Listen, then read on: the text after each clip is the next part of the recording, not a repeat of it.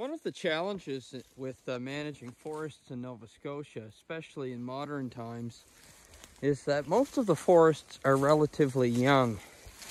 And when you have young forests, the type of disturbances which occur in those forests are much different than they would in an otherwise mature forest.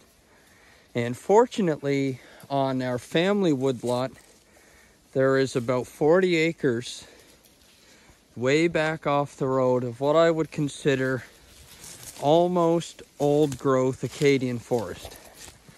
We have sugar maple, like this one here. It's got to be 120 feet tall. I'm not sure what the diameter would be. At least, must be 60 centimeters anyway. There's lots of undergrowth, particularly balsam fir and maple, and also some mature hemlock that are beginning to fall. There seems to be an awful lot of worry these days about the hemlock woolly adelgid. And of course, hemlock are an older growth tree species. You're not going to find a mature stand of hemlock in an area that was clear cut at any point in the last 60 years, that's for sure.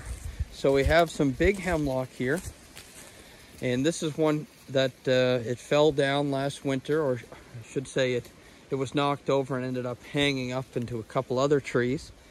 And it's actually created a little micro ecosystem underneath this root mass. And you can see that it lifted up a few rocks that were interspersed in with the root system. The tree is still alive, but it's opened up this canopy here, and it's allowing new growth to occur. And this is a vital component of forest renewal, and it's a basic ecosystem process. You can't have a vibrant, healthy ecosystem without disturbance events. And when you have an older forest like we're in here today, one tree falling has a lot bigger of an impact than 2 or 3 trees in a smaller stand. And it's also a lot more contained. So we have about a 50-meter diameter circle in this area, maybe less, probably closer to 25 meters, that's receiving some additional sunlight because of this partial fall of the tree. And you can see that what I would consider valuable understory crops like balsam fir are beginning to replenish. I'm standing on the stump of another log. This one's been dead for quite some time, and it's becoming part of the forest soil. And that's another thing that this whole process of maturing and dying and becoming part of the understory is all about, is we can't build soil without plant matter dying. So we have trees falling over. And you know what? When your ecosystem is in rough shape, that's when you get mass die-off, because it's in need of that dead matter to feed the soil. And when you have monocultures, that's what happens. It's not some freak accident or climate change that causes pest infestations. It's single species crop. So I find that's another thing that gets taken out of context quite a bit. But this is a beautiful stand of trees. It provides habitat for all sorts of species.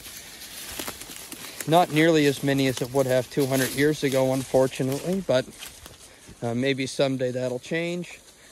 And the other thing that seems to regrow around all of these windfalls in mature forest is we have striped maple popping back up.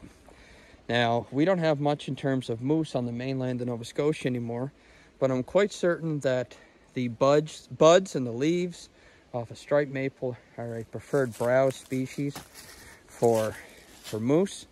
And we're actually on the remnants here. It's hard to see perhaps on this camera, but this hump here looks like a berm. This is actually the trunk of an old dead tree, and this stump is growing off that. So this could be 80 years ago or more that this tree fell down, and it's